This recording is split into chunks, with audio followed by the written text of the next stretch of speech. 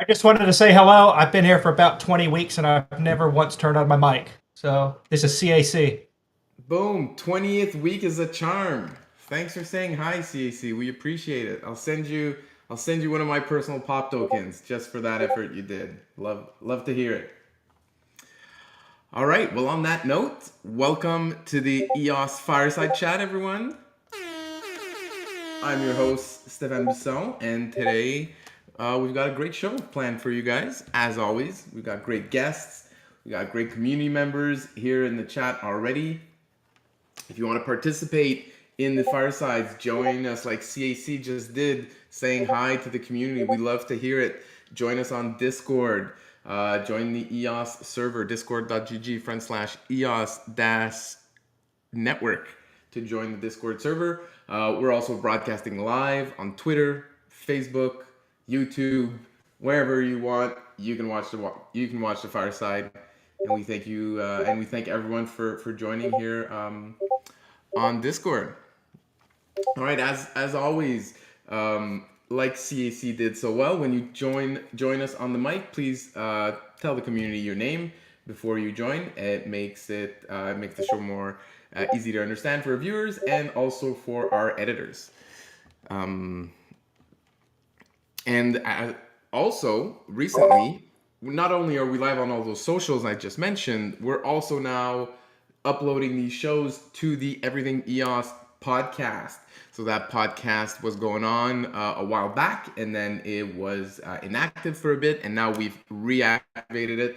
We had over 450 views from the show from last week or the week before, so that's great. And you can find the Everything EOS podcast anywhere that you usually find your podcast: iTunes, Spotify, Apple Podcast, Google Podcast, Overcast, Pocket Cast, Radio Public, Stitcher, all of them. Find the Everything EOS podcast, because we've had feedback where people enjoy watching, listening to the fireside, but if they're on mobile and they have to listen on YouTube, then YouTube does that annoying thing where you can't minimize YouTube to continue listening. So we're fixing that issue by uploading these firesides to the Everything EOS podcast, so you guys can keep up with everything that's going on in the EOS community, hear from all of the great employees from the ENF and great community members that have been with us for many years. And you can listen to them on podcast, on your mobile, while you're driving, while you're cutting the lawn or exercising or whatever it is you do while moving and learning, is what I call listening to podcasts, which I really enjoy. All right, and final little thing here, housekeeping before getting the show started. Today is the end of the month raffle for July. So you still have 55 minutes to blend your July entry ticket over at blend.gems.io. You'll find the community NFT section, and then in there you can find your July entry raffle. So we've got 25 prizes today of 10 EOS each, sent to you in a little trophy NFT that you can burn to claim your 10 EOS or hold for street cred in the community. And so we got 25 prizes. We've got more than that in terms of entries so far, so not everyone's going to win a prize. Good luck. Hope you do. If you don't win the 10 EOS prize, though, we are also sending some party crackers to people who don't win the big prize. And then party crackers contain one of over 30 different collections of NFTs on EOS. Some are really cool, some are kind of unknown and obscure, and it's always fun opening a party cracker NFT. All right, so having said all that, let's go over the agenda for today. The agenda is smaller than usual, and then I wonder, are we gonna maybe not hit the 2-hour mark this week? But we always hit it, so I'm sure we will. But yeah, today we'll be talking about, of course, Pomelo Season 3. We're in the thick of things for Pomelo. The first Fractal Fiction event happened over the weekend, and we've got Lars joining us today. That's gonna give us an update on how that went. We'll be also mentioning the very important Mandel upgrade that's upcoming, and the Mandel upgrade guide that has been published by the ENF last week. And maybe talk a bit about some hackathon news maybe. And of course, the big story this week is welcoming Patty Fisher as the new ENF CMO. So that's kind of what's on deck today. Of course, at the end of the show, after these stories, we always have the EOS community open mic session where everyone's invited to ask questions, share feedback, say hi, whatever it is you want to do. Max Joe, I'm gonna have to server mute you here, and so let's get the show started and talk about Pomelo Season 3. So, gonna give some air horn action to Pomelo Season 3. It's been going really well so far. Daniel Keys has been doing the rounds, talking about Pomelo far and wide on the YouTubes and the crypto community and on Twitter, on Spaces, all over the place. I think Daniel's been doing a really good job. He's really a good ambassador for the Pomelo brand, for the Pomelo platform, and for all the great work that everyone involved in Pomelo, not just in terms of building the platform, but contributing as grant creators and as supporters by donating to these grants. Daniel, did you want to jump on here real quick with no warning and share a bit about what's been going on with Pomelo in the last week? Hey, yeah, sure, happy to. Thankfully, I'm between bites of my snack here, so I can. My mouth is not full. Perfect. Pomelo Season 3 is going awesome. So we still got about a little less than a week to go before we're closed for applications, and we've already surpassed the all-time high of Season 2's approved grant applications. So we had 140. Thanks for the air horn. Yeah, we had 140 approved in Season 2. We're up to 144 now. And I still see some more applications coming in, and some pretty good ones that are in the queue to get approved. So expect that number to continue to grow. On the donation front, still got a way to go to catch up from Season 2. So Season 2, we've raised 58,000 EOS in donations. At the time, that was worth $134,000 US. This season, we've raised so far about almost 14,000 EOS, which at today's prices, that's about 17,000 US dollars. Still got a long way to go. We're open for donations until the 27th, I believe. Sophia, what's going Sophia, on? That's right. Sophia, she's been a great contributor also to Pomelo. So yeah, great. It's been a great season so far, and the quality of the grants just keep getting better.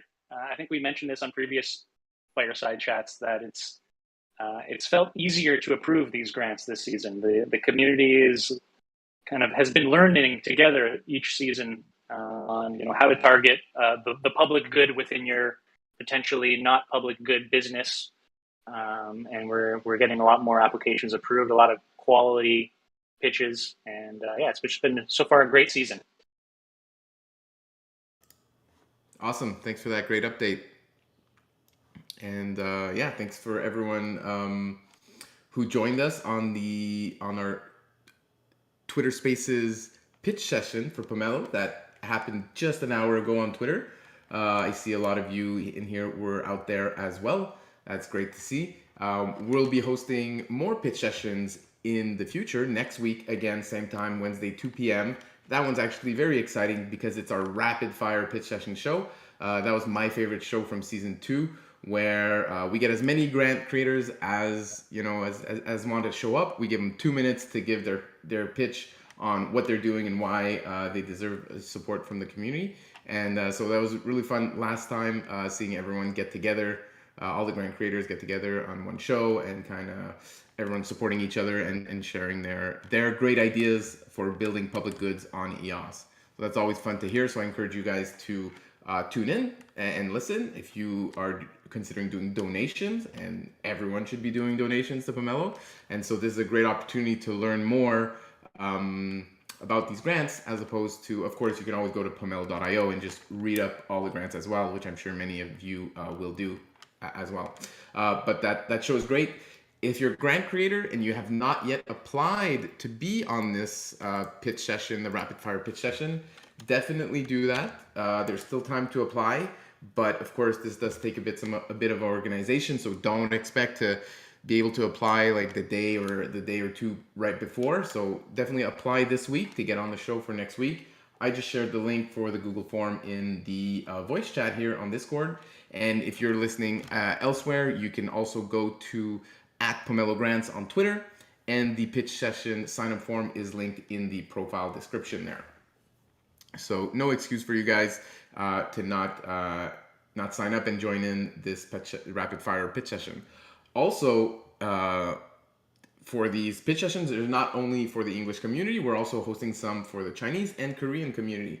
So last season, we also hosted a Chinese pitch session. And this season, we're introducing a Korean version of it as well. So the Korean version is going down tomorrow at 1800 at 9 a.m. Eastern, and can be found on the Twitter account EOS Korean.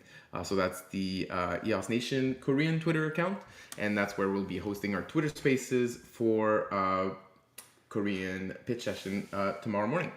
So feel free to give that a like and show your support for the Korean community. There will be a translator in that pitch session, so it will be translated in both English and Korean, so it's really open to everyone.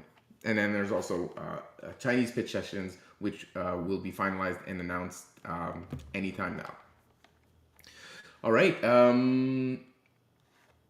Anyone want to share some thoughts on Pomelo Season 3 so far? If you've been participating, there was actually a great article published recently about the new features that you can find in Pomelo Season 3. So I'm going to share that link in just a moment here. It's on our Medium blog. And yeah, it shares about some of the great work that the tech team has been doing under the hood for Pomelo. And some of it is very obvious in the UI, and other features are more subtle. But I invite you to read that article and learn more. Leonidas, you've earned yourself a server mute. Congrats. And yeah, so any thoughts on Pomelo? Any comments from the crowd? Get that lo-fi music going. Last chance for Pomelo comments. All right. So some feedback that I'm interested in hearing in particular, I don't know if it's as, I see we do have Max here looking for, in particular from the Korean community, something new that we're doing this season. We are always sending all our alerts in multiple languages, Chinese, English, and Korean in the preferred language. Something we're doing new this season is all of the marketing emails that we're sending out. We're also been translating into those three languages and sending those to based on your language preference. And one of the things I noticed is that there are much less Korean we have quite a few, like not a very large amount of people in our email list that have Korean as their preferred language. And I'm wondering if that's because we don't have a lot of Korean participation, or Korean community members are browsing the website in English, so they're not getting their Korean language preference captured. So especially from the Korean community, I'm interested in hearing any feedback on things like the quality of our translation, or is there any reason that, A, are you browsing Pomelo in Korean, and if not, why not? Max, I unmuted you, server muted you. So if you want to jump on here, share some thoughts, we'd love to hear it. Max Cho, of course, one of our very active Korean community members. I'm sure all of you have seen him around on the social networks. He's always very active, doing a good job repping EOS to the Korean community. But it doesn't sound like. Oh yeah, he is. Yeah. Tomorrow. UTC. 1 p.m. My host. Tomorrow.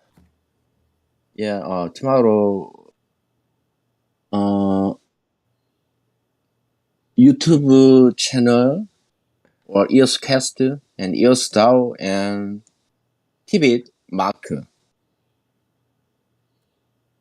It's all right.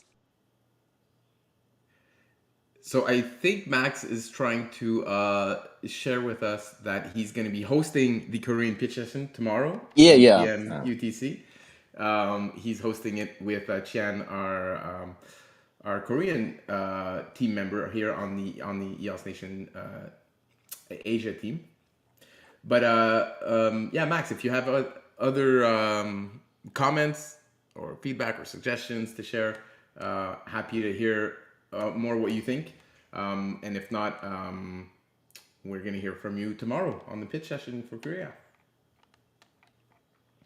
Sapiens in the chat asks, how do you raise your hand? You don't raise your hand. This is pure chaos. You just unmute and you start talking. It's very easy going like that on Discord. That's why this is great. That's why this fireside is, more casual, allows everyone to just, unmute yourself and jump into the conversation. And then if you're too crazy, I will server mute you. But it doesn't happen very often. So yeah.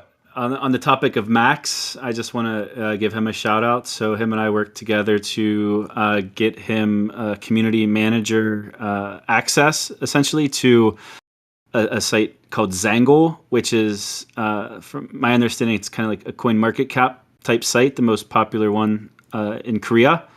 And he and I essentially took over the ownership of the EOS page, and he's been adding a ton of stuff to there since then, like roadmap things, updating the information.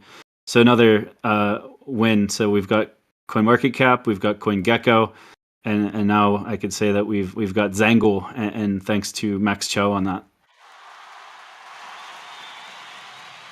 Yeah.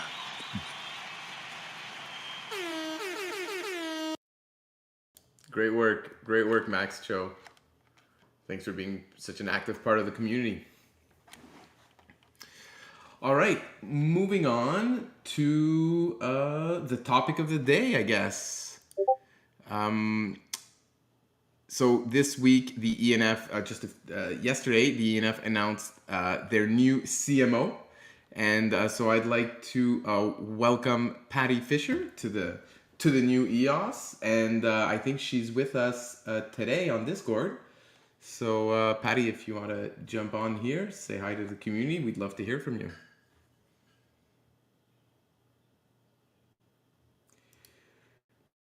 Maybe it's your first time on Discord with the audio. You gotta right-click the mic, unmute yourself, and then maybe play around with the mic settings, and you'll have to choose your correct mic. Everyone goes through this. Happens Can pretty you hear much. me now? There we go. Now There we're we good. go. Hi, everyone. Thank you. And I'm excited to be here and join the team. Yes, this is my first week. And I have been working with the team for the last couple of months. And as most of you know, I'm not a stranger to the EOS community. I've been working in the community and with the community for the last few years, actually, getting to know the projects. And so I'm really excited to relaunch EOSIO. I know that getting our story and growing the community is going to be very critical. So really my role coming in is to help expand the great work that's already started with the team here on getting the coalition, the Mandel, all the technology in place, the people and the projects and getting that kind of scaled up. And then very important to me is in developing and elevating the brand and the work and our story around the globe. So I've got a lot of great work ahead of me, and I'm looking forward to working with all of you, and would love to hear from you. So definitely you can reach me on Telegram or on LinkedIn with any ideas, what you'd like to see, and just glad to be here. All right. Well, we're glad to have you, and especially happy for you to join us on the fireside chat today.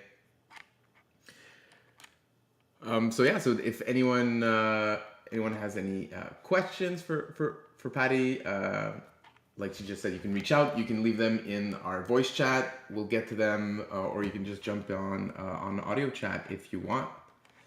So I see that Yana shared the tweet from Eve from yesterday announcing Patty, so you can all check that out. There's a nice little thread on describing more about Patty and her experience.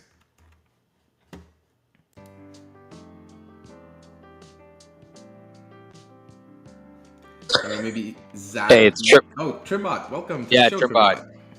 Hey, I have a question for Patty, if Patty's still available for questions. In your words, Patty, what is the best messaging around EOS? Like, what is the story that needs to be told? How should it be told? What is the right narrative, and so on and so forth? Like, I'd love to hear what you think is the right things to be promoting with EOS, and where, like, what niche it fills or what void it fills, and all those sort of things. That's a lot of questions, but that's part of what I'm here to uncover. I mean, the reason why I joined the ENF and the space Web3 is the innovation that's coming, that it's bringing to market, right, in terms of the technology. So we do have a lot of unique technology features that I started to really explore before, and now with a lot of effort and with the community coming in and helping to elevate and expand upon that. I think there's a technology story and how we're different there that needs to be told. The second is around the community itself. It's community led. There are a lot of great thinkers and great projects that are here today and ones that we want to grow. And so, how do we together make those, elevate those projects and bring that innovation to life and solving real problems? And I think that there's a lot of storytelling that can happen directly and indirectly there with what we will provide and enable. And then really, from a brand development, I think this is one of the areas that it's going to be most challenging because we've lost, some time here. So we have a lot of catch up with some of the other protocols that are better funded and have had the time to put themselves in place. So, I think there are definitely some opportunities that have been identified by the team and also that will come from the community of areas where we need to go win and, making sure that we bring our value into that. So, I think the narrative is multi-layered around all of those areas, and what the team's been working on for the last year or so is that I think they've tackled some really big challenges in bringing everyone together, and and really how do we make it grow? How do we have people believe in what the technology can do, and specifically, the EOS network, what it can provide and how we make it stronger. And so, again, I think that's a lot of questions that you asked, and it is about some foundational things in place, and then helping to scale globally. I think there's an opportunity for us to do that as well and catch up there. Thanks, Patty. And if you don't mind, if I could ask you one more question on this sort of same train of thoughts. From my vantage point, EOS has a horrible stigma right now amongst people who are pretty well informed when it comes to crypto. But at the same time, it sort of seems like crypto's in 1994 in the internet era, where, the vast majority of crypto users have not even been onboarded yet. They've never heard of EOS. They're unaware of this stigma. And so given that, they're in this rapidly growing space, the people in this space largely have a lot of disdain towards EOS, but the vast majority of people who may end up one day interacting with a blockchain have never heard of EOS. So in your opinion, is it best to confront that stigma and communicate with people within the industry and try to remove that stigma, or to instead try to focus on onboarding people from outside of the crypto sphere? I think we're going to have to do both. to be honest. I think that it will have a parallel path because we the reputation is there, and we have to. And I mean, you hear it from the other team members in the NF and the community. So I think it's something that's been addressed head on, and we need to kind of do that and move on, because there's so much, like you said, to look forward to, and that's where we need to spend the energy in getting having the technology prove itself in the community, and what we can deliver. So that's behind us, and that the story is about where we're going, and the opportunity there for building great things with great technology. So I don't know if if it's direct, but I think we need to do both in the short term as we continue to see the expansion of the market and the industry. Great, thank you. Appreciate you answering those questions, and I know I put you on the spot pretty quickly there. Yeah, no worries. It was interesting to hear your thoughts from your perspective. Great, thank you. Great question, Trimbot, and yeah, great answers. Zack, did you want to share a bit about your experience recently? Yeah, I mean, Patty and I have been working together for a couple of months now. So initially through just like an advisory role, and then over time, as she kind of learned our story and what we were doing and how we really need to scale up the marketing and communications as we continue to go to market with EOS. I mean, we've been talking about the strategy with Ziasan. We've got over 10 events over the next couple of months on the calendar throughout Europe and Dubai. And it's just, we need the infrastructure in place to do that. I've never done it before. Patty's been doing this for over 25 years at multiple Fortune 100 companies. It's been a great learning experience, seeing her bring her expertise. So, for example, just with Ziasan. So rather than just kind of figuring out like how we're going to go to market with Ziasan, we're doing it in a way where we're essentially creating a framework to do this, to the go-to-market strategy throughout Europe. And once we have this framework in place, it'll be all well documented. We would have the experience of doing it before. And then the plan is essentially to go global with it. So once we have a go-to-market strategy for Europe, it's rinse and repeat. We go to market in South America, North America, Asia, Africa. So it's kind of like having this bigger vision for things than anyone else on our team had. So we had this underlying need for a CMO for a very long time. Even myself, since the very beginning, we were kind of passively headhunting for this potential CMO. And Patty had worked with Ted Cahill before, our COO. And over time, we got to know Patty. She started as an advisor initially, and it became abundantly clear that we needed someone to fill this role. So we actively chased Patty.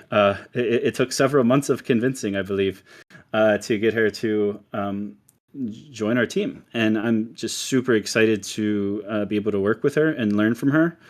And I think that the results will start being seen definitely in the long term, but also in the short to midterm. I think with just going through the process of getting the strategy with Ziasan and for Token 2049, I think you'll start seeing the fruits of her labor very quickly.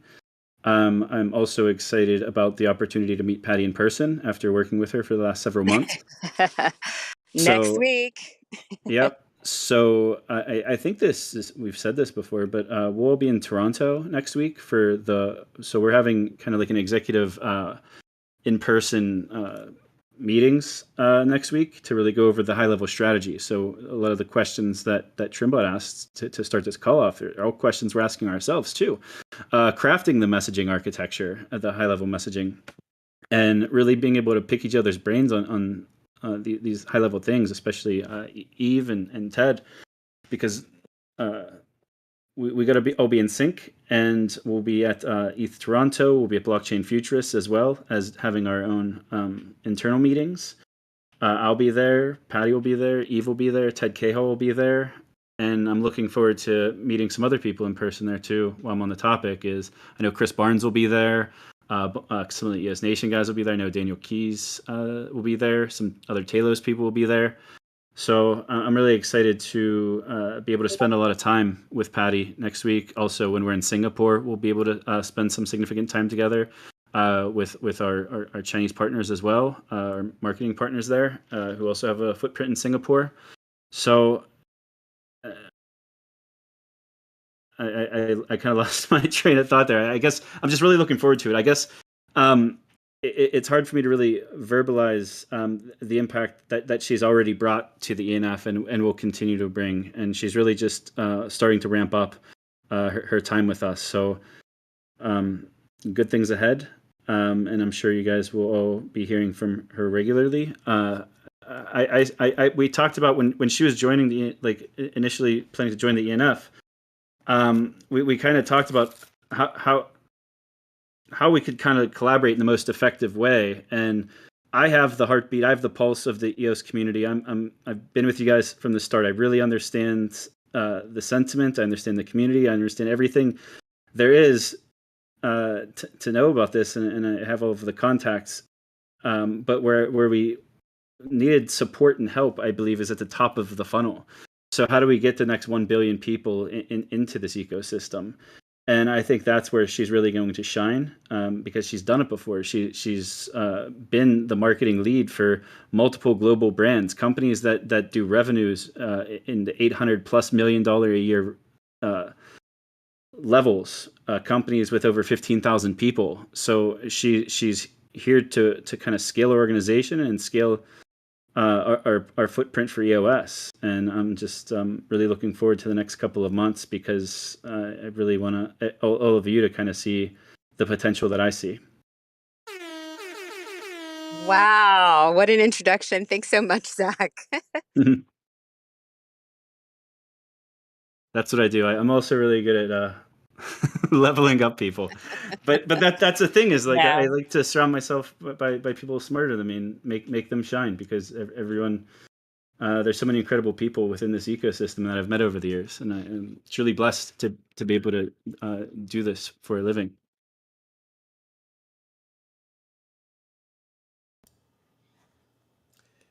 Awesome. Well, thanks again for joining us today, and we hope to see you on some other fireside chats as well. Absolutely. Thank you. All right. Checking out the chat here, we've got some interesting questions actually from Jason Godev, who says that he's new to EOS. He's a developer, and his first impression about EOS was he's confused about which website is the official one, etc. And that's a very relevant point you bring up, Jason, and it's definitely an issue that we're all aware of.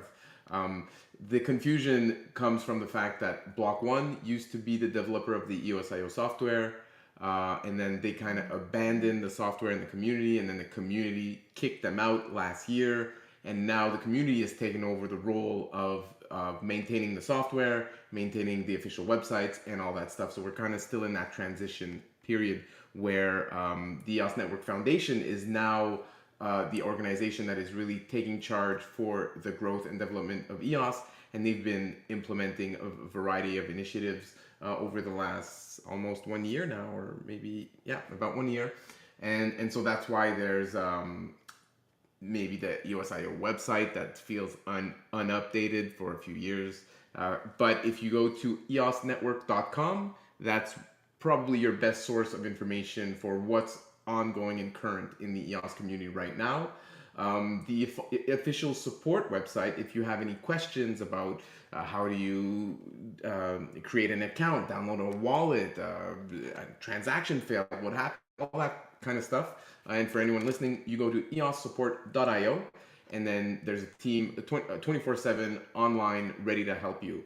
And the reason why actually this website is they're not both the same website, is because eossupport.io is an independent team that has emerged from the community and has been funded actually by many of the funding initiatives available now to project that the EOS Network Foundation has established over the last year. And so EOSsupport.io is actually one of these projects that has gotten funded by the community on various levels in various ways in order to provide great support, which they do. If you're interested in learning more about EOS support, you can check out last week's Fireside. We had Bishop from EOS Support that came on that described a lot what they do and their progress. And we actually had him on the Twitter Spaces Pomelo pitch session today, which you can find on Twitter at Pomelo Grants. So understandable why it's a bit confusing, and we're definitely working on that issue to make sure everything's as clear as possible for the newcomers. But it's great of you to join us. We're of course happy with newcomers, and especially thanks for joining us today on the Fireside. Hope to see you again on future shows. New Legend says it's a long story. Yes, it is a long story. I tried to give the little 2-minute update right here, but yeah, it's definitely been a long journey to get the EOS network to where it is today, and to be super excited about where the new EOS network is going tomorrow.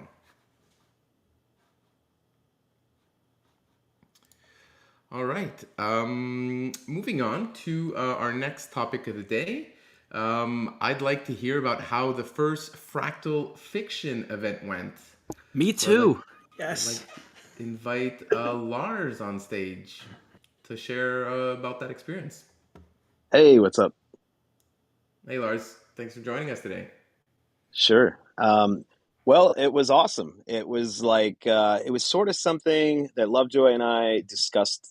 I mean, right around the time, like early days of like Eden being created, was like the interesting thing with like the premise of Eden was that it wasn't blockchain specific. It was something that could kind of be applied in the real world.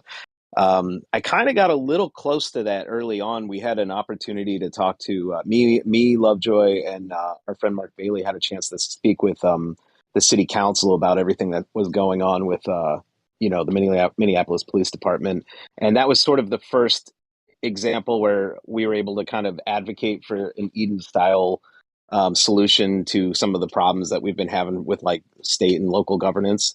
But it kind of didn't really go anywhere because of political reasons. But we always kept talking about the possibility of like applying this to something more creative that didn't necessarily have to be on chain. And one of the topics that came up was the possibility of doing like creative writing, like fiction. And it kind of just stayed there in my head for a while, and it got to a point where once I started.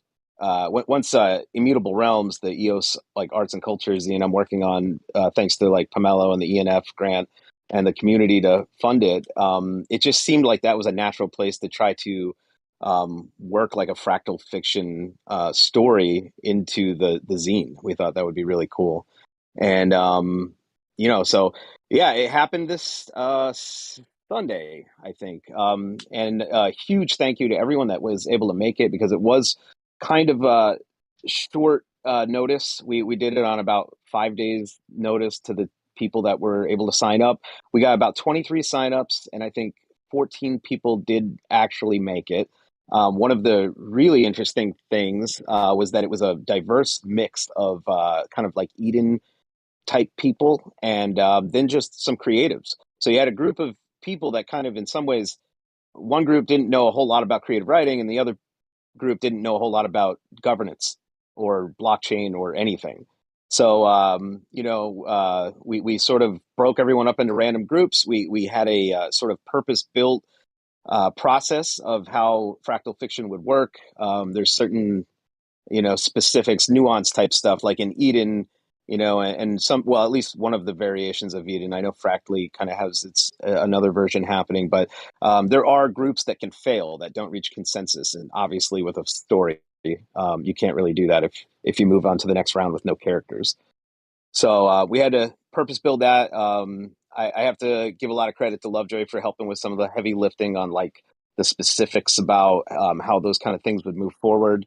But it went great. Everybody had a pillar of a story, like setting, plot, characters, style, things like that, and conflict. And then everyone broke into small groups and talked about it, came to an agreement, a consensus, moved on to the next round, which is where we elected. Each group had to basically, before they moved on to the second round, had to elect kind of a representative of the group. And those responsibilities were going to be broken up into the second round had to choose a writer, a editor, and an advisor. And it was neat. We had the whole thing recorded. We're going to kind of like release like a greatest hits sort of clip, maybe like a minute or so of just like some of the moments where epiphanies were reached with characters and things like that. But and one of the coolest things was we had a few women in the group, and both Farah and Sophia moved on to the final rounds. So there was a lot of female representation in the final sort of I guess you'd say the spirit of what this story is going to be, and that was great because I mean that's obviously something that is sort of a trope, I guess, of blockchain is there's not enough women in blockchain, and we had that representation in the first Fractal Fiction, and then the two women in that group ended up going on to take on leadership responsibilities of the whole first story, and that's being written as we speak by Sophia. She was elected as the writer, and then we had a advisor. I'm drawing a blank on his name at the moment, but and then Farah was elected as the advisor, and they're in the process of writing now. So that's great. How many people made it to the final, or elected with some roles? You for the total, like the total amount of people that participated, or the final 3 roles? Okay, it's final 3 roles. Yeah, no, that's what I was wondering. Yeah. How many roles? Yep. Final? Yeah. Yeah, that was more or less like the equivalency of like a chief delegate, but we did it in a, like I said, we had to purpose build this process a little bit different than Eden. And we did want for some kind of like oversight for the now the actual person that was elected to be the writer, it's a way of basically saying that this person, the entire group structure endorses their ability to write, their kind of worldview, and then also their ability to get it done on time. And so there is like this overall endorsement, but we thought it'd be a good idea if that person needed to lean on someone else for some help, or if they hit writer's block or something like that. And then the editor role was something of an oversight type position. Makes sense. For those of you who are regular listeners to the Fireside Chat, you might have noticed that I said that I would sign up for this, but and I did, but I was one of those people that couldn't make it at the time this weekend, which was too bad. But thank you for this great recap, Lars. Lovejoy, did you want to jump in here and share a bit about your experience? You were also part of this event on Sunday. Are we catching Lovejoy off guard?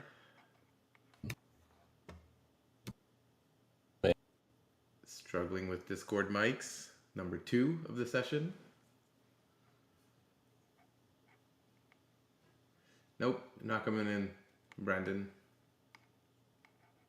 How about now? There we go. There you are. Okay.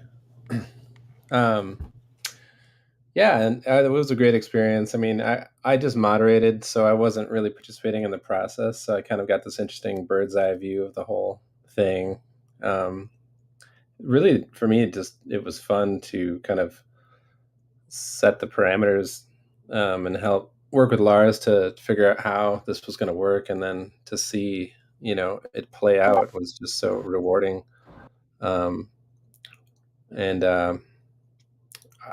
Yeah, I'm just to echo Lars's sentiment. I mean, it was a little weird. Like, I didn't expect it to work out so well. It was a little uncanny, I guess, in how easily the different, the setting and the theme and the characters and the plot all kind of merged together from these different groups that really had no awareness of each other. So I'm curious to see it happen again, and if we'll have as easy of a time or not. And yeah, the group size is kind of interesting too, because it lends itself more towards a smaller group than like a full election. Because there are just some natural pairings, like say character drives plot in many ways. So we put character and plot together. And it would be weird if you just had character and plot and conflict being like separate groups. So we kind of ended up with pretty much 3 groups as like maybe the ideal, but we can play around with it some more. And yeah, and then other than this, I just think there's some other interesting applications for the process besides fiction, which we might look at, like proposal writing, or write your community manifesto or what have you. So there's a lot of interesting ways that this could be used, I think, to bubble up different ideas from the crowd and have it then distilled by perhaps the most articulate and competent writers and story crafters in the group. Yeah, really interesting. Lots of potential. Awesome. Sounds like a great success. Looking forward to seeing that story come to life. We got a preview of the samurai that has a big beard, coincidentally. Yana Schiffer here in the voice chat shared a link to Lars's tweet about that, so you can go check that out if you want a first glimpse into some of the art that's being created for this sign. Very exciting stuff. Process.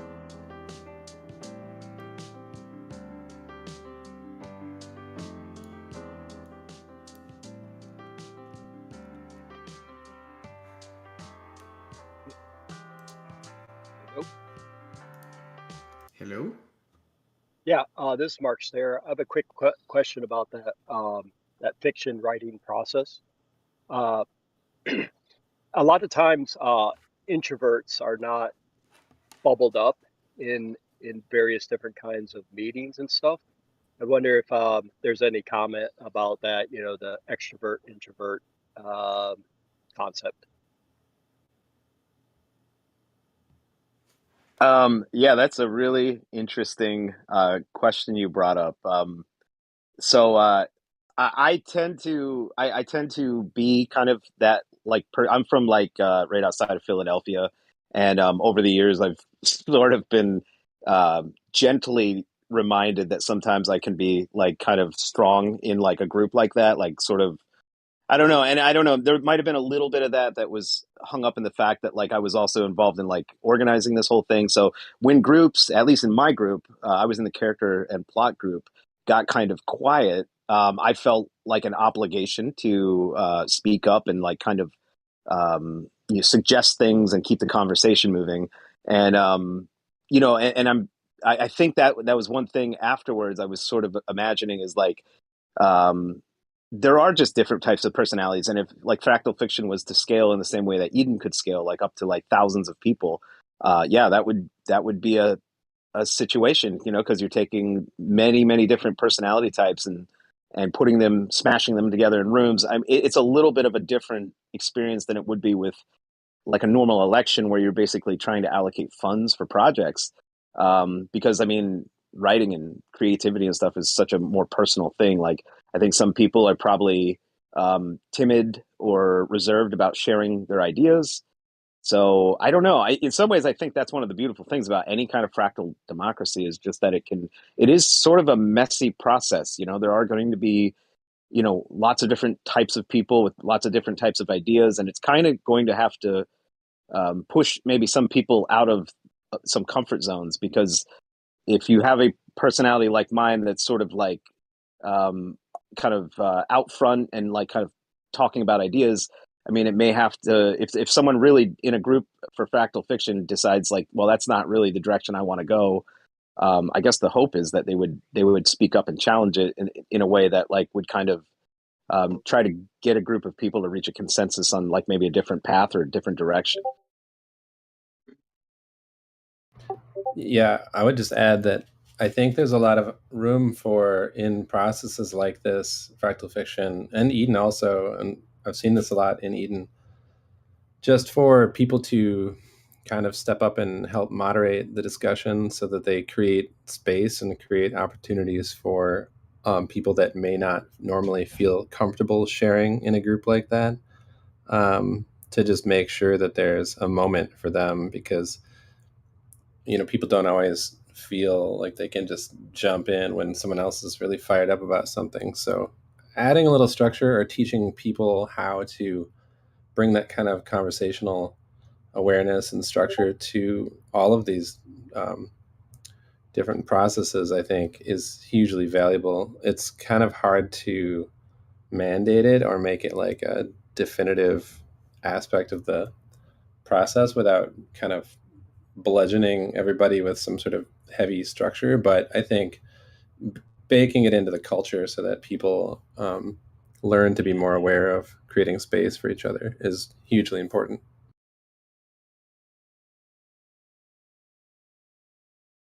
I actually can mention one other thing from the process, that, well, at least the first process. I mean, we considered this basically the alpha of this whole thing.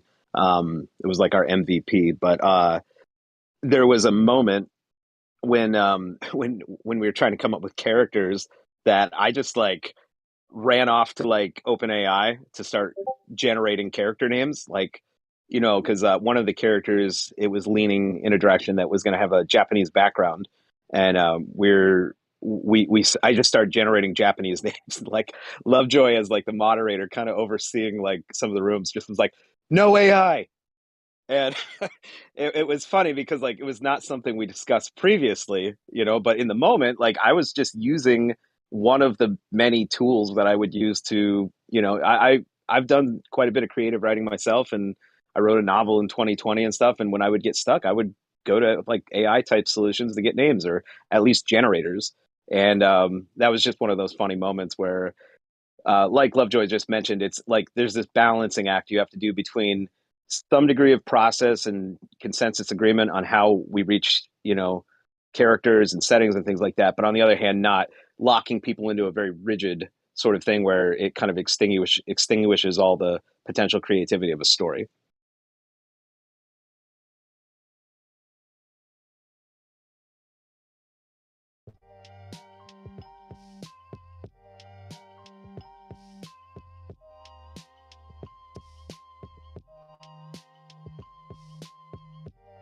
Yeah, and on the AI point, like I wasn't trying to be super hard nosed about actual no AI, but I do think that there's value in kind of.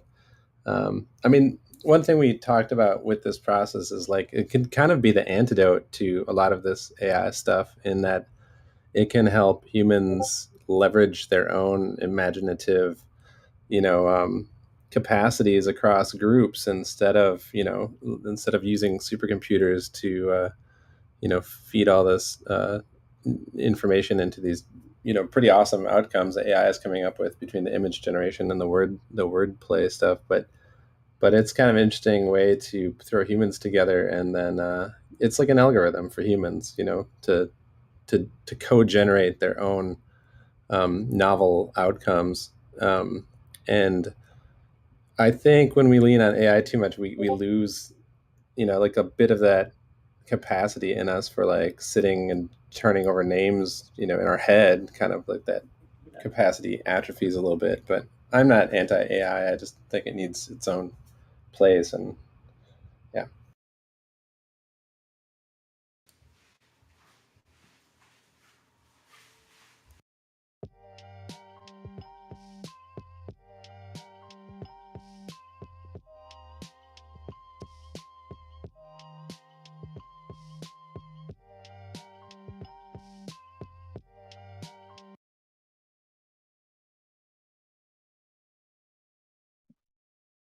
All right, moving on to our next topic, the Mandel upgrade guide.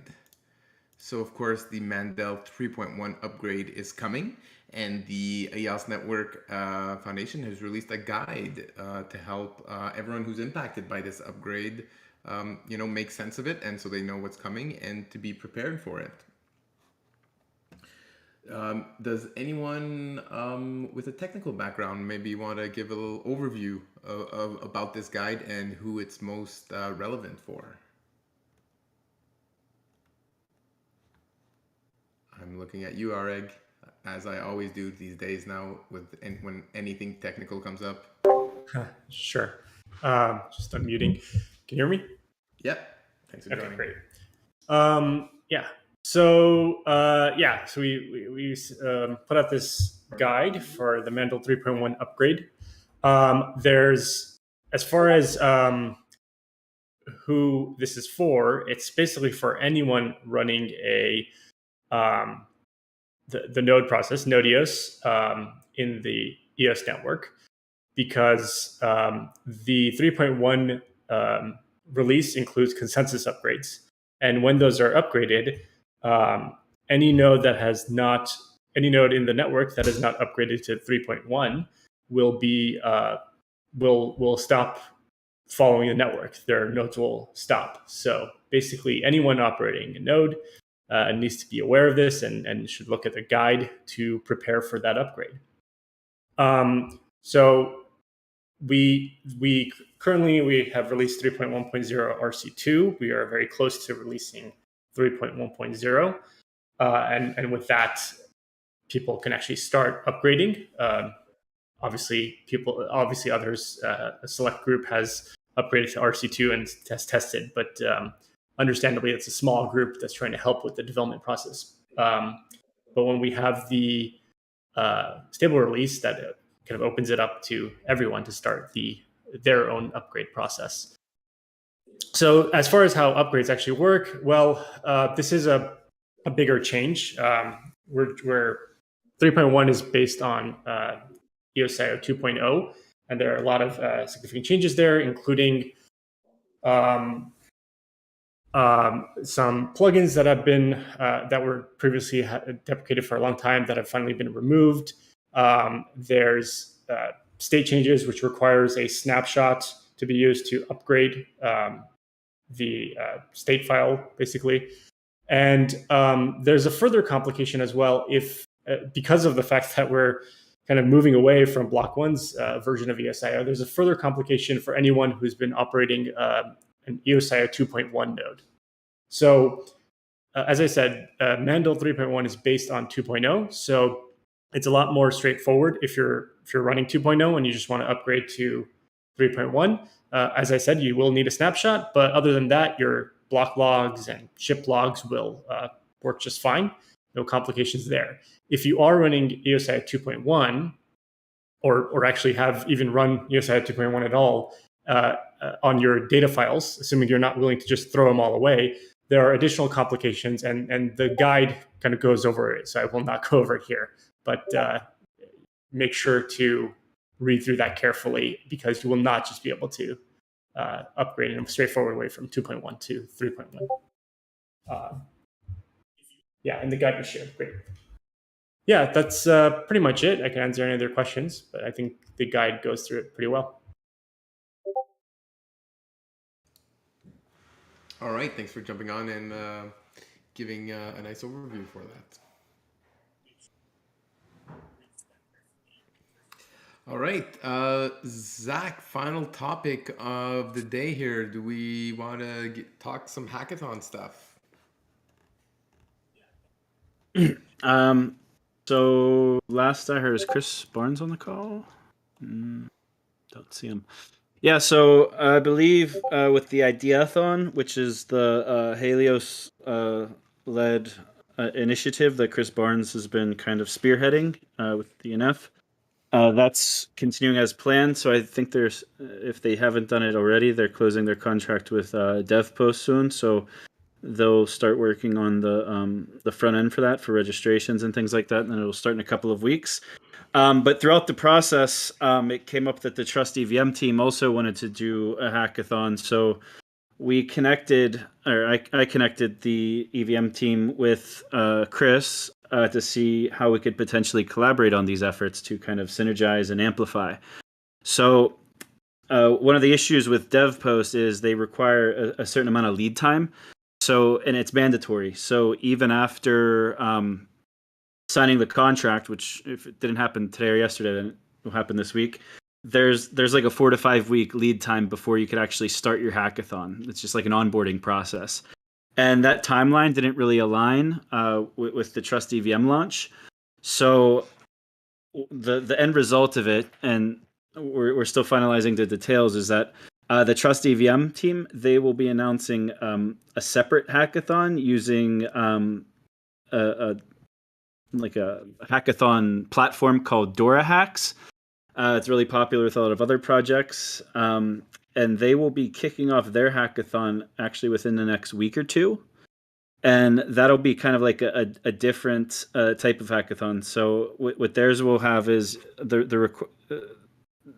there's 3 different tiers, which they'll probably publish something that explains this better than I can, but they'll have 3 different tiers for like a level of quality.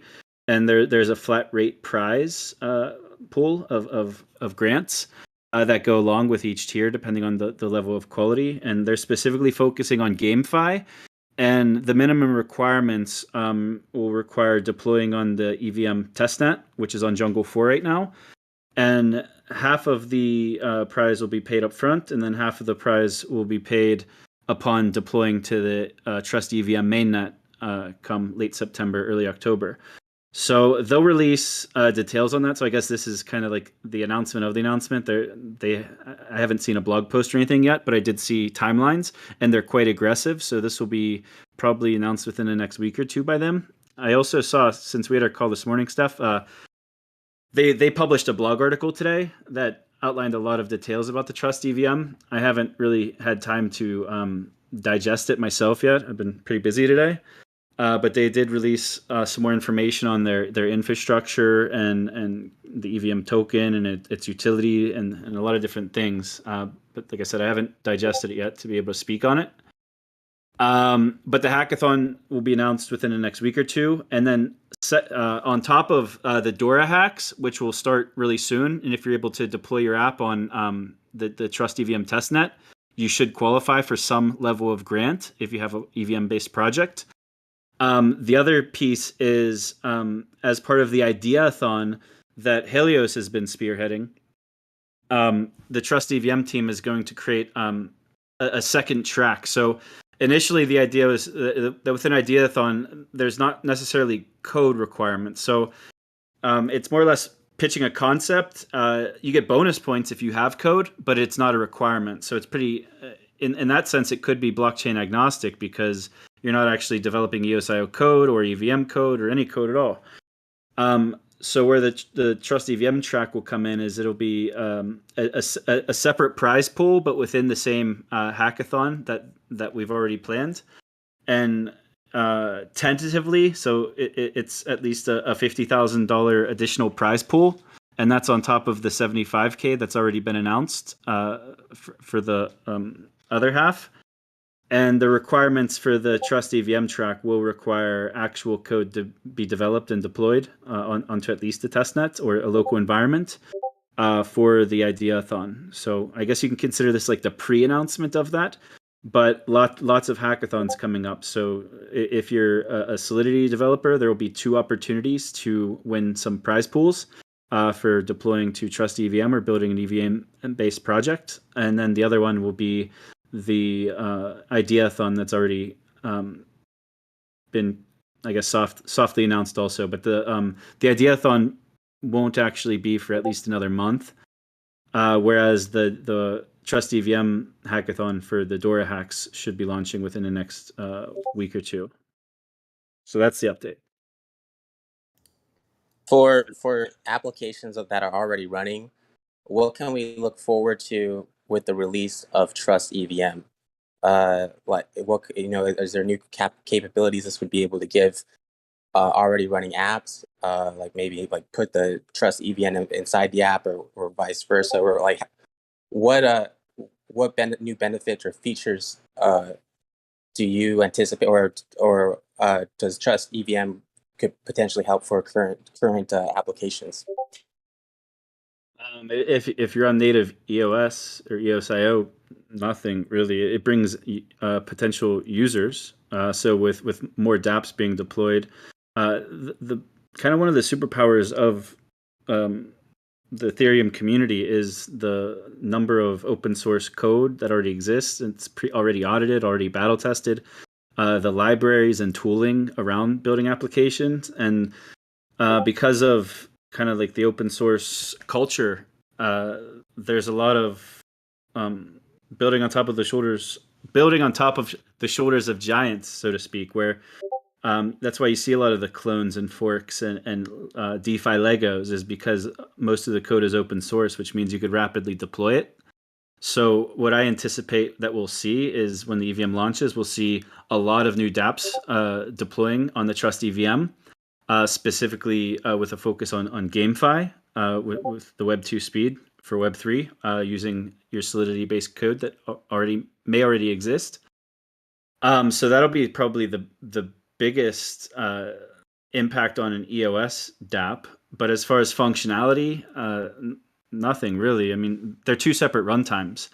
So unless you plan to build different functionality using a different EVM-based runtime, I don't really see much like new functionality that you'd get out of it. It's really the people and growing the community, because the community has kind of stagnated over the last few years. So to really get that jolt of a new community will be big.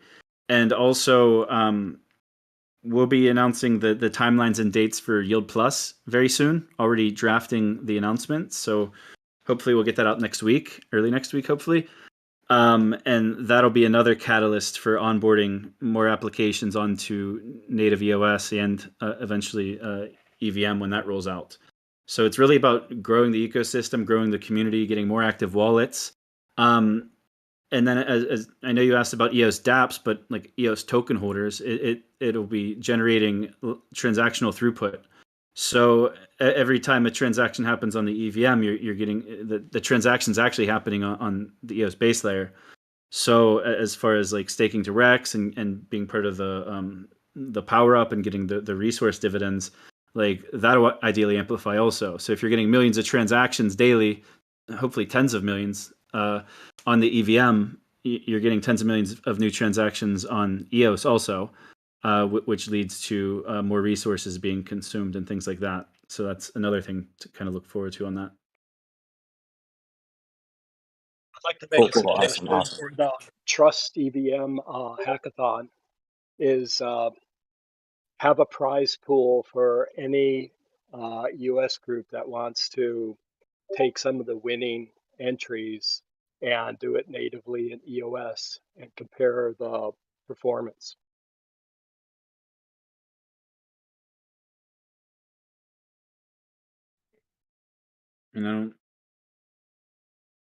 I don't. So you're saying to take I mean, there's plenty of examples of that. I mean, look at swaps, for example. Swaps originated on Ethereum. Like Bancor is the first AMM. Then there's Uniswap. Now there's SushiSwap. And on EOS, we have DeFi Box, for example. We have DFS. We have Diamond. So is that what you mean? Is kind of deploying a similar application? Because it wouldn't be a perfect port. We've also seen, I know it's like a dead project after its bridge exploit, but there was eCurve also, which was a replica of Curve on Ethereum. So I'm just not sure like what specifically. Well, you'd just like to see. let's go back to the hackathon that you and I attended, where the Git thing won, right? So, and let's say that was done on the EVM, Ethereum EVM on Trust EVM. Well, another team could take that same thing that they've deployed and proven it works on the EVM and do it natively on EOS and show the performance side by side. It'd just be fun, basically, I think, to see how it looks natively versus on the EVM. Yeah, I mean, in theory, it sounds great. I agree with you. It'd be great to have those benchmarks also. So being able to compare apples to apples, kind of apples to apples benchmark comparisons. But the problem is time is everyone's kind of like number one finite resource.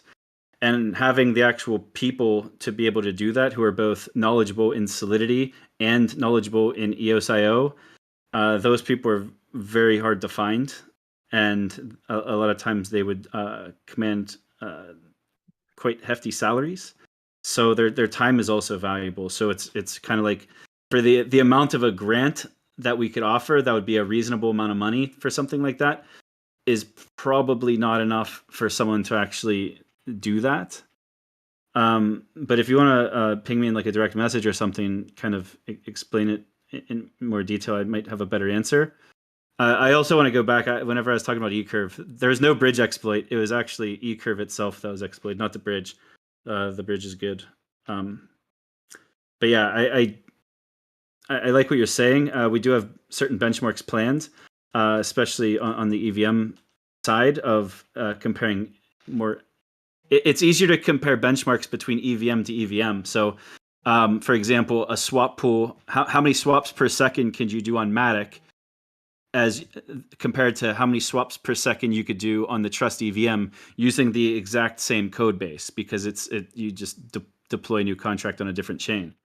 Like that's an easy comparison. It doesn't really take a lot of manpower to do that, but to completely rewrite another piece of software, like, just for example, like going back to the eCurve example.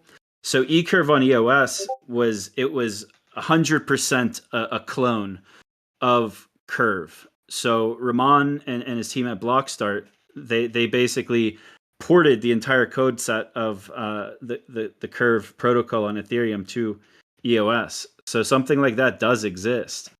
So I'm just not sure what the benefit would be of building something new like that. So potentially the deliverable here could be running metrics of Curve against eCurve, just because they already exist. But I'm not even sure who I'd even ask to do that, or who would have the skill set to do something like that, because I know Ramon's kind of moved on and is working on other things now, and eCurve's kind of, like I said, it kind of isn't being maintained right now or anything. Thanks, I get it. So probably the Trust EVM hackathon is more about taking existing solutions on Ethereum and putting them into the Trust EVM, sounds like, maybe. But my idea is just crazy. Yeah, so it's really, think about the blockchain ecosystem as it stands today. 90% of it is EVM still. Like even though you get more scalability, more throughput with native EOSIO, you also get it with Solana and some other technologies too. But it's really, for years now, we've been banging our drum on EOS being the most scalable blockchain, and it still is. But it's not all about scalability. It's about access. It's about ease of use. It's about the cost to deploy and the cost to even launch a project, and it's significantly lower on the EVM. So that's kind of the target demographic, is how do we tap into that 90% of the market share that EOS wasn't able to tap into previously. And now we'll be able to tap into that. And going back to earlier when we were talking about like the go-to-market strategy with all of these boots on the grounds at the conferences and things like that, the first demographic is your Web3 demographic, and especially your EVM demographic, people that already have capital and resources and engineering talent deployed on EVM-based projects. That's like the first low-hanging fruit to bring them into the EOS ecosystem. But then beyond that, we move on to the next 1 billion people, because blockchain as a whole right now globally is just a minuscule percentage of the total population.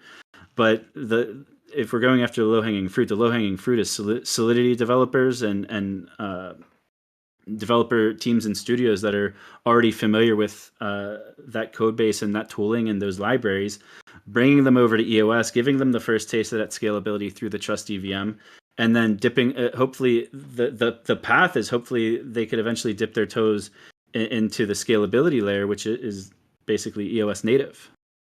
So it's kind of like a funnel if you think of it like that. How do we introduce native EOS to Solidity developers? Well, first, let's bring them to EOS and allow them to use everything that they're currently familiar with. And then from there, they're already in the EOS ecosystem. So then we bring them further down into the funnel, into learning more about the capabilities and potential for native EOS. But I think to kind of force them straight to native EOS right off the bat is a very tall task. It's kind of like you got to bring them through the funnel, and the first step of the funnel will be the Trust EVM.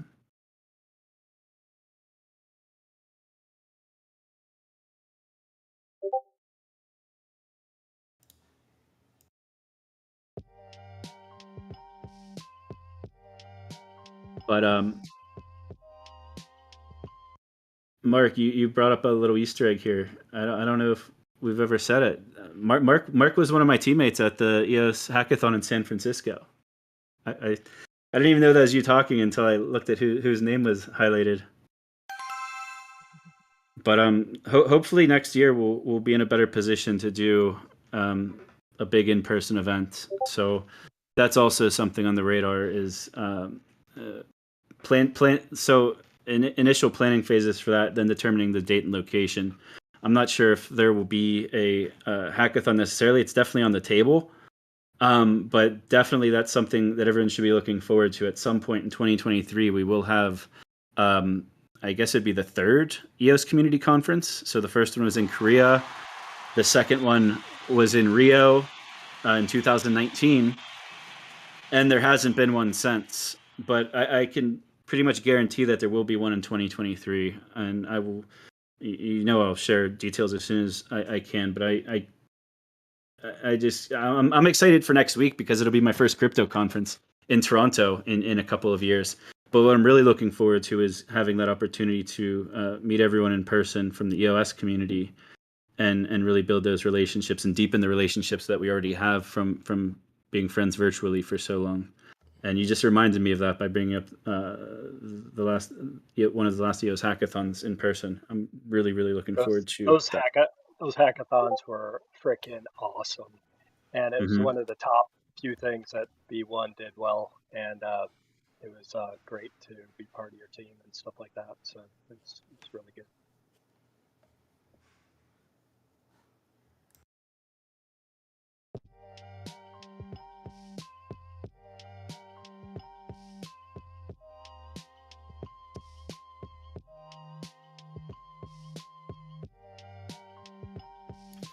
If anyone wants to jump in here, say hi to the community, ask a question for someone, share an update on their project, now's the time to do it.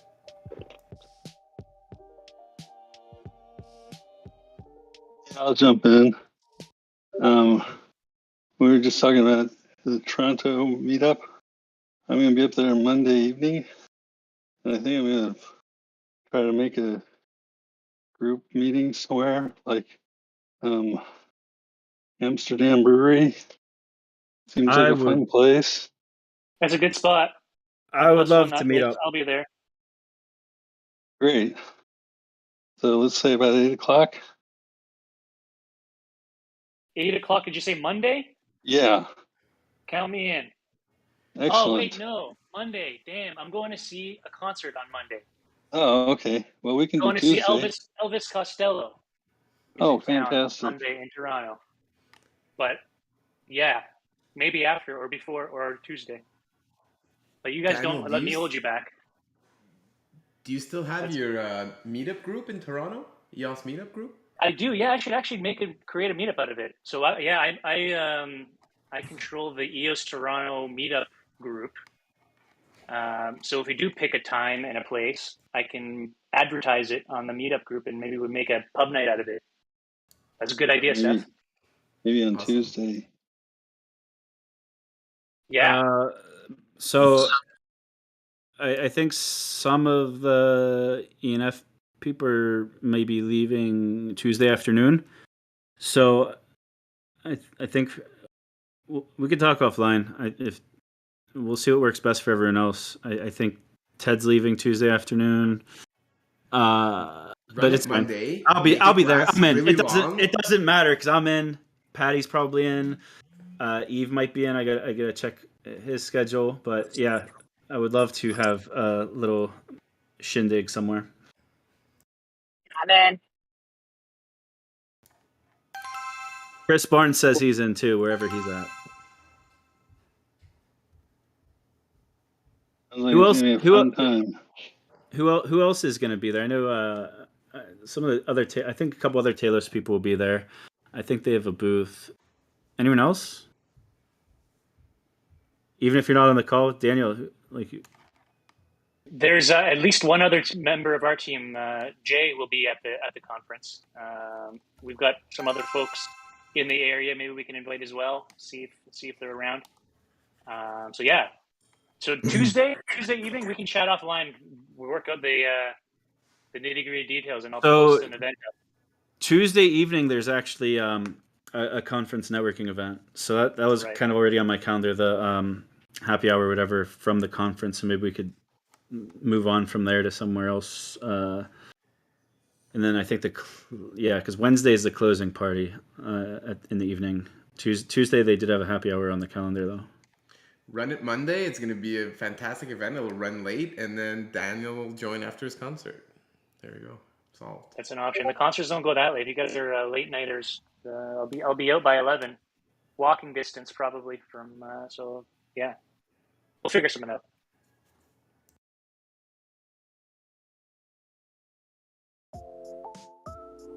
Hey everyone, do you mind if I jump in?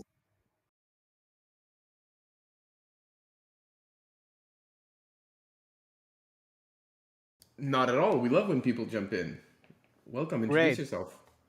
Great. Thank you. Well, I'm Plinio. I'm new to this community, kind of. This is my first time in the Fireside chat, which is amazing. Actually, very interesting topics you touched here. Well, I'm based in France, and I've just founded a company called EO2. Probably you have seen it already on Pomelo. I don't know if you want me to introduce my company or not. Yeah, take a few minutes here for introduce yourself and the company, and maybe quickly your pitch on Pomelo. Sure, why not? Thank you. Well, EO2 is a company based in France that its main goal is to make the European emission trading system accessible to everyone. It's currently there are a lot of barriers to entry this market, and it's limited only to covered companies and big multinationals. So what we're planning to do is to open this market to everyone, so you can have allowances or carbon credit free of fraud. And of course I choose EOS to build this up because the low energy consumption, which I think is one of the greatest point about EOS, and I believe it's not being exploded a lot, you know. uh, well, EO2, I believe it has the potential to become one of the first gigacorn. I don't know if you are familiar with that term, but it means that it's a company that has the potential to reduce 1 gigatons of CO2 a year, which make it really valuable in this climate change. I don't know if anyone has a question. Sure, I'll ask a question. How are you leveraging the EOS network to build this product exactly? Well, we deploy our smart contract that is available now in Jungle 3. It's based on the EOS token protocol. We added some actions that uh, replicate our business logic in the smart contract. And well, we have our front end published already, and we are testing it at eo2.org. In case someone want to try it and give me feedback, that will be amazing. Okay, cool. Thanks. Thanks for sharing. Is the name EO2, was that chosen before or after choosing EOS to deploy on it? Good question. Actually, it was just before. Legend. And EO2 stand for I mean electronics oxygen. which is the solution for the excess of carbon emissions. Very cool. Seems like you were destined to build on EOS with a name that looks like that. That's great to hear. Yeah, that's true. And actually, I'm really happy to join this community. I have received a lot of support. I have to say, it was not an easy onboarding, but with the support of everyone, I managed to build something cool. Awesome. Have you applied for the pitch session for next week? No, I haven't. As someone mentioned before, I'm a kind of introvert person, so having me speaking here is just a huge thing, you know. Well, you did a fantastic job, and we're basically inviting you to do the same 2 minute speech that you did right here on the Twitter Spaces next week for the pitch session. Each project is going to get 2 minutes to share their project, and I think it's going to be a good show. So I think you should apply. I'll send you the link, the form link to apply by private message here. That's amazing. Thank you. I will apply. I will do my best. It's really fun, and it's low stakes, and it's not a stressful thing. It's very easygoing, and just basically repeat what you said today, and that's kind of what we're looking for. But Okay, great. thanks for joining the community, and thanks for joining the Fireside. Love having some newcomers on the Fireside chat. That's great, and for sharing your experience with EOS. Thank you. All right, talk to you later. Okay, 4:30. We got another 30 minutes left. Again, if anyone else wants to jump in, share some updates, ask a question, or just say hi, I invite you to do so. Yeah. Hi. Hi. Can I yeah. The Okay. new legend has joined us. Welcome. My name is Gion actually, and I am jumping in to tell something about the EO2 project. So I have been testing the site out, and also the concept is it's really good. So like he said, he's having trouble people coming over and checking the website and all. So I kind of inviting you all to check it out. So there's a Telegram group. There's there's only a little activity there. So if anyone wants to know more about this project, so I would invite everyone to join that group. What I find interesting about this project is it has a lot of real world implications. So the EOS side or the blockchain side, it's for the transactions and stuff, and there's a lot going on in the real world. So and it does contribute to the environment if it goes the way it says. So I'm really happy to say this and also invite people over. And I do have one doubt. It's regarding the buy-wire news. I don't know. I can ask it here, or so it's okay. It's all You can right. ask any question. We'll see if we have the answer. So I've been seeing about this buy-wire thing and EOS. So I checked it out. I checked the website today, and I know I can't immediately see to find a connection between buy-wire and EOS. So can anyone clarify that? Sure. So you're looking for the link between Bywire and EOS. Well, Bywire is a news organization. They do a lot of interviews and content about EOS, so that's one way that it's linked. But more recently, they've been implementing an AI type of sentiment analysis software for their news platform, and some components of that system is ran on EOS. Now, I don't know all the details, and I don't think anyone from Bywire is on the call right now. But I encourage you to reach out to them. Michael from Bywire is very friendly, and I'm sure he'll be more than happy to answer these questions for you. All right, thank you. Specifically, there's an option to donate to buy, and there's no option to donate EOS, so I got confused. So thank you. Sure, and thank you for joining the Fireside and jumping on the audio chat with us. Much appreciated. Yeah, hey, I want to take this opportunity to thanks the support that he has gave me on the past few weeks. So thank you. Hooray for collaboration. Love to see it. That's what Pomelo is designed to incentivize. And it's really great to see. And it's coming really to light in season 3, where you got grants that are interacting with other grants and projects, helping each other out, building on top of previous, public goods that were released in season 2, season 1. And yeah, great to see. And thank you for your testimonials. Thanks.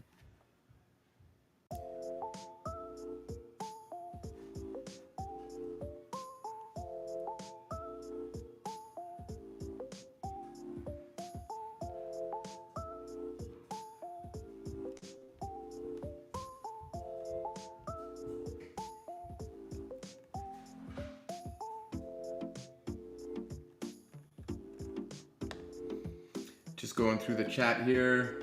Love to see all the activity. Love to see everyone answering the questions that we get and newcomers to the space. Well done, everyone. Final thing, I guess, remind you guys, before the event is over, you can go to the PopBot chat in Discord here, write money sign followed by your EOS account name, and then you'll earn a pop token. And these pop tokens can be blended, 4 of them, into a raffle entry ticket, and we do a draw every month. So it's too late to enter the draw for the July draw that's going to happen right after the show, but you can enter the August one.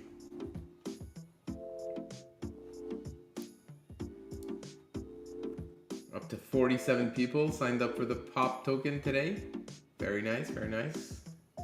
Near the all-time highs. I also noticed that we reached, I think it was 65 people in this fireside chat today. Another strong showing from the EOS community, so that's great to see. Hey, Steph, how you doing? It's Kent. Great, Kent. How are you doing? Oh, thought I'd jump in here at the end of the day.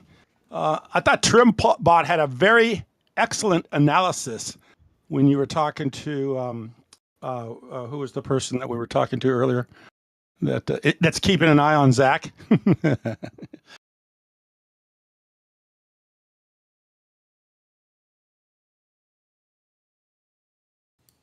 Yes, TrimBot is a legend. Was that your only comment?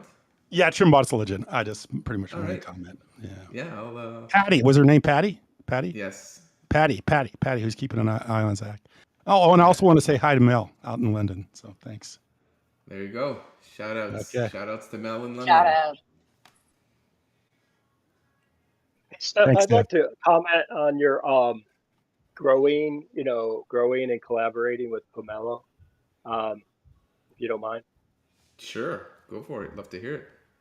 So our first season at Tippet, we said, oh, let's just add NFTs to Tippet, and we really didn't know where that would go, and we ended up collaborating with artist Byron with his zombie stuff, and then that was the first season. And the second season said, okay, we've got NFTs, let's do membership NFTs, and then that was our second season, and also extensions so we could expand on Tippet. And then that's where the EOS bees came around, and everyone knows about the bees now because they're bringing in people from all around the world into the EOS ecosystem. And,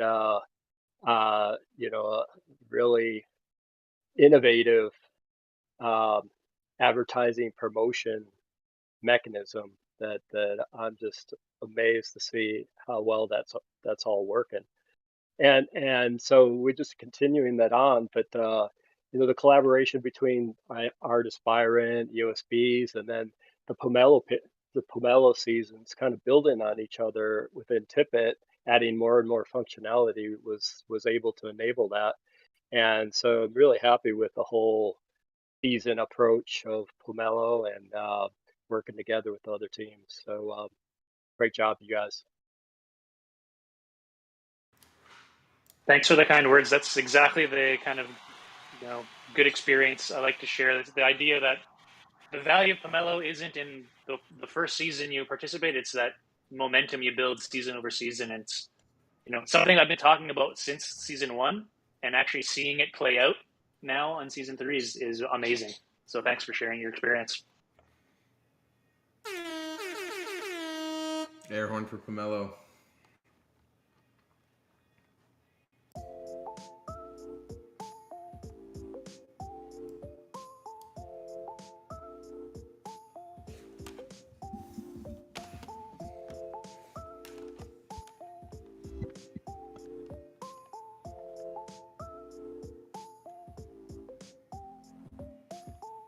Hey, everybody. I had a quick question. Can you hear me? Yes. Who's this? Awesome. This is Gavin from, we have a project right now, eCPU and Pomelo. We also launched SOV and SVX and some other stuff. And I'm pretty sure DDC would like to say hi, but I believe he is at work and unable to. But I had just a quick question because I wasn't aware of the opportunity that we have to, for the 2 minutes to pitch our projects. Where exactly would I sign up for that? Sure. So it's shared in the stream chat here, and it's Okay. also in the profile of Pomelo Grants on Twitter. So Okay. Daniel shared the link here. Let me reshare it for you because there's actually been a lot of messages in the stream Beat you chat to here, it. which is beat me to it I'm again. sorry, guys. I probably should have checked the stream chat before I even said anything, but I'm just typically don't use Discord a lot. I'm more on Telegram. I don't want to take up too much of you guys' time. I do want to say thanks to everybody for supporting EOS because, I mean, we're the ones that are, sticking around building on everything, but I definitely got to hop off because I got a restless 3-year-old and I don't want to I don't want to make things awkward, but thank you so much and, keep trucking on, everybody. Awesome, Gavin, and thanks for joining the Fireside. Good to hear from you. And definitely, this is the place to ask your questions. So you ask how to get on the pitch session. That's totally fine. This is the place to ask your questions. So no worries there.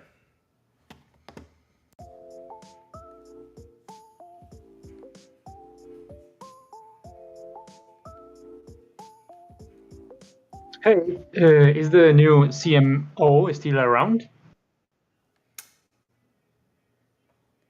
Is Patty still around? She's still in the chat. I don't know if she's still by her computer, but she did give it a little shout out just a few minutes ago.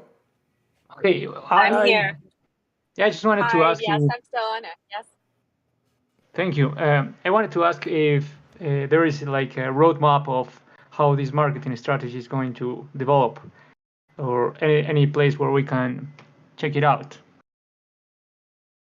Not yet. We've already started some of the activities. I think Zack covered, event marketing and event strategy, just the top funnel of thought leadership and getting our name out there and the visibility in the market, in the industry. That's going to be one of the first stages that we go after. That's part of what we'll do in Toronto is firm up, what that looks like for the short term this year and this quarter. There's a lot of activity that we have that we'll be announcing, with the community and some of the releases that are coming.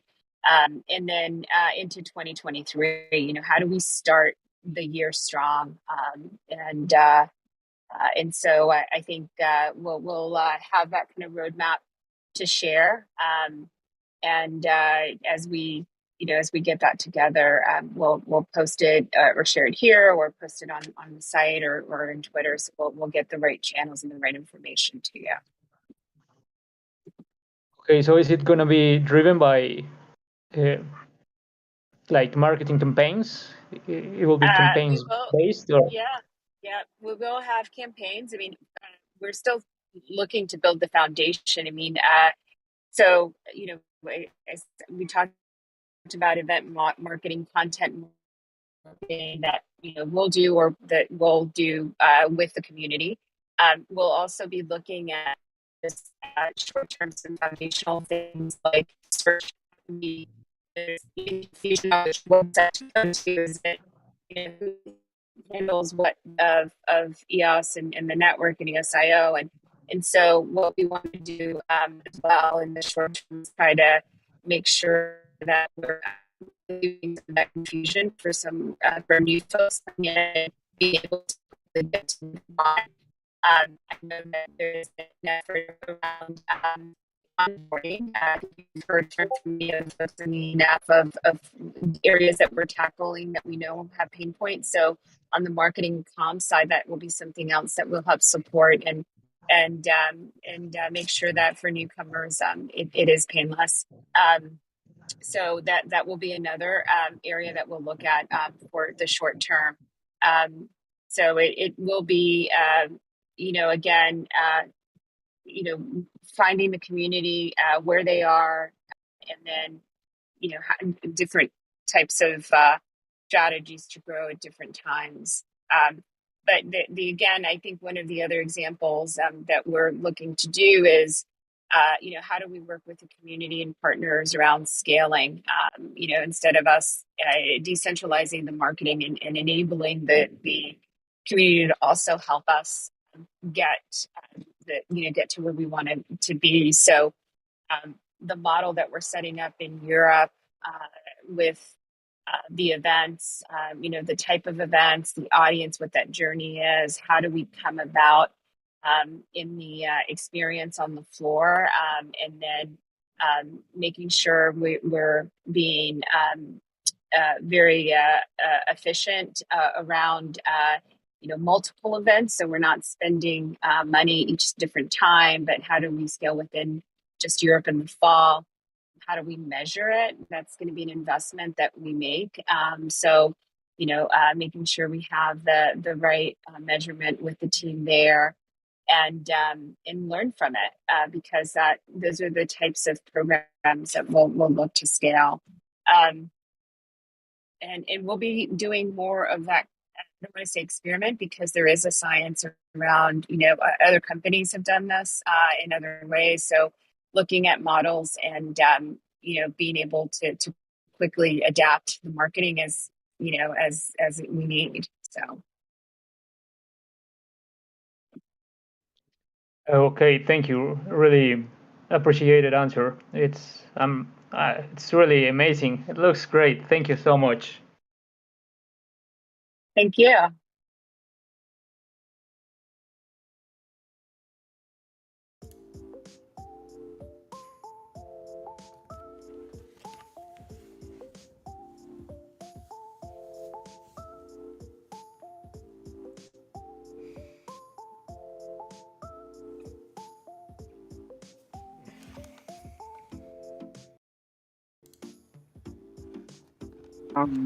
Hello everyone. Hi Stephane. I don't know if you can hear me, because I'm not right now in my house and I have some signal mistakes. But I want to jump into the EOS Fireside chat. Yeah, we can hear you. Welcome to the chat. Thank you. Since Zack was talking a bit about Ethereum, I wanted to share some comments, because there are some reasons to represent that the Ethereum ecosystem is what is, because the Ethereum ecosystem is what is for all what this represents and what cover it. By this I mean that are the protocols and the different type of service and the cover media that covers the Ethereum ecosystem. So the media ecosystem that covers the Ethereum is, for example, Consensus, the most important blockchain conference in the world, and so others create conferences like the ATH Denver or the Ethereum Community Conference. So in Latin America, that covers the Ethereum is and the Bitcoin conference, the Blockchain Summit LATAM, and this conference produces and covers a lot of materials about the Ethereum ecosystems and their projects. So each year, and in this conference, a lot of projects will be launched and announcement.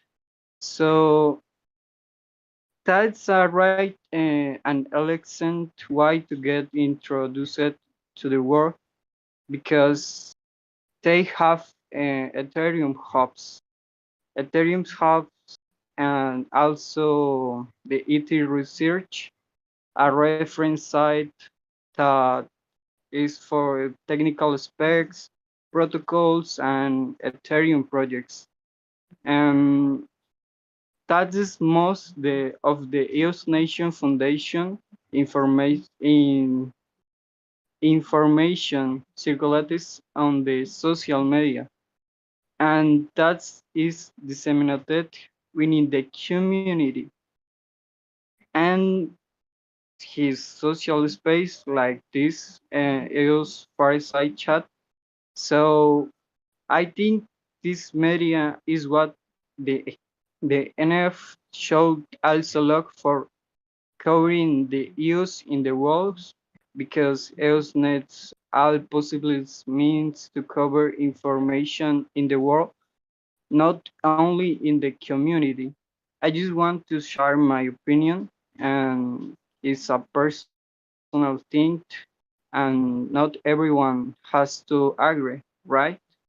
But the NF represent use in a way as far as it can go at what media covers it. So this is a feedback, but I think that the EOS and the EOS community need someone like the EOS community conference that will be prepared one time a year, for example. All right. Thank you very much for those comments. And thanks for joining the Fireside and being part of the community. I agree with you uh, on the last part, at least, about the EOS Community Conference. Would love to see more of those. Obviously, the last few years, conferences were kind of not a thing. But like Zack said earlier in the show, sounds like there's an EOS Community Conference being planned for 2023. So that's super exciting. And I'm definitely going to show up and cancel whatever I need to cancel in my personal life to make sure that I attend this upcoming community conference.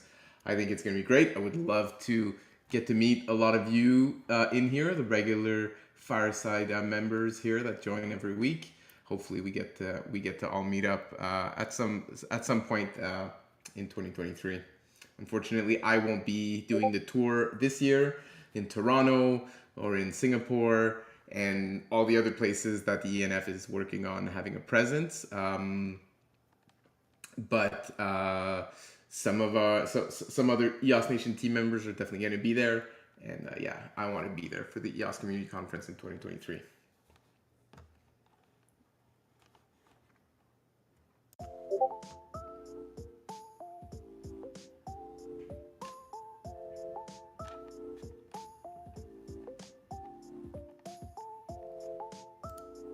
So not only the EOS Community Conference, but also bringing EOS into existing major and important conference in the world.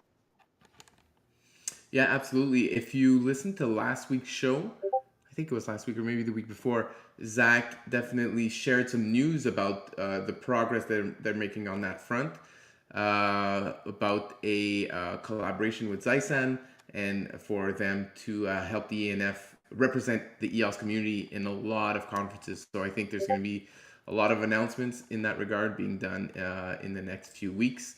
And we should definitely see EOS have a much bigger presence at a lot of these conferences in the coming months and years than we did previously. That's for sure. Mm. But thanks for joining and thanks for jumping on the chat here with us. That's awesome.